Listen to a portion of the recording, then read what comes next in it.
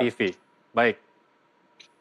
Sambil menunggu Pak Asmi bersiap, kami informasikan bahwa Mahkamah Agung beberapa saat yang lalu mengumumkan putusan PK ke-7 terpidana kasus Vina yang dinyatakan ditolak dengan 2 alasan yang diinformasikan oleh juru bicara Mahkamah Agung, yakni tidak terdapat khilafan hakim dalam mengadili kasus kematian Vina dan Eki di Cirebon, Jawa Barat, serta novum yang dihadirkan pada rangkaian sidang peninjauan kembali 7 terpidana kasus kematian Vina dan Eki di Cirebon, Jawa Barat bukan bukti yang baru. Kemudian para keluarga dari 7 terpidana yang menyaksikan secara langsung, secara bersama di salah satu hotel di Cirebon, Jawa Barat mengaku kecewa atas putusan dari Mahkamah Agung terhadap peninjauan kembali 7 terpidana kasus kematian Vina dan juga Eki. Sementara itu, juru bicara, maksud kami Ketua Tim Kuasa Hukum 7 terpidana kasus kematian Vina dan Eki, Jutek Bongso, juga sudah menyatakan bahwa akan melakukan sejumlah langkah hukum kembali, diantaranya merupakan peninjauan kembali yang kedua bahkan yang ketiga sambil menunggu salinan putusan Mahkamah Agung terkait putusan peninjauan kembali 7 terpidana kasus kematian Vina dan Eki. Pak Asmi, bersama kami di Breaking News Nusantara TV, kita tahu bahwa saat ini Mahkamah Agung sudah memberikan putusan terkait dengan PK 7 terpidana kasus kematian Vina dan juga Eki. Tanggapan Anda terlebih dahulu.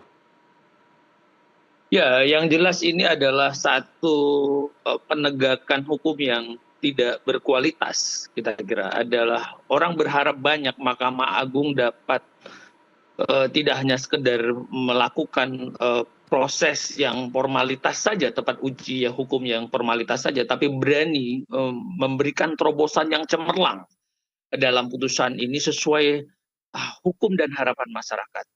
Karena dari penyelisiran kita bisa melihat banyak yang jomplang, banyak fakta-fakta yang hilang. Kenapa pada forum peninjauan kembali Mahkamah Agung tidak menunjukkan terobosan cemerlangnya, senjata pamungkasnya, ingin mengembalikan harapan-harapan masyarakat tersebut. Tentu ini sangat mengerikan dalam kualitas penegakan hukum, terutama dalam catatan potret buruk penegakan hukum di akhir tahun 2024. Baik, jika memang ini benar nyatanya ditolak bahwa nyatanya novum yang dihadirkan tidak cukup kuat meyakinkan MA bahwa kasus ini cacat prosedur, Pak Asmi.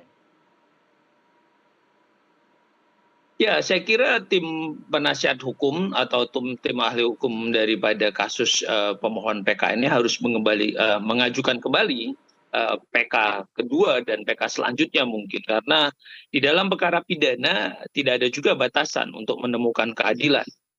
Ya, artinya memang harus memformulasi kembali bukti-bukti, katakanlah bukti-bukti baru yang katakanlah lagi-lagi kita harus melihat apa sih pertimbangan hukum majelis PK ini gitu. Jika putusan ini sudah dapat, terus bisa disisir pertimbangan hukumnya, nanti akan kelihatan kok di mana yang menyambung, di mana yang tidak menyambung, di mana fakta yang dipertimbangkan, di mana alat bukti yang tidak dipertimbangkan. Gitu.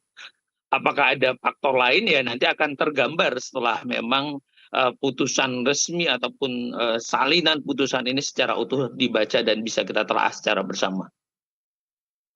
Baik, Pak Asmi, mungkin 2 pertanyaan itu cukup mewakili bagaimana tanggapan pakar hukum pidana yang memang mengawal kasus ini dari awal hingga akhir. Namun waktu kita terbatas, tapi kita akan butuh keterangan dari Pak Asmi lebih lengkap di lain kesempatan. Terima kasih Pak Asmi telah bergabung bersama kami di Breaking News NTV. Selamat kembali bertugas.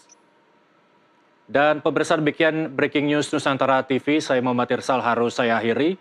Selamat menyaksikan acara kami selanjutnya. Sampai jumpa.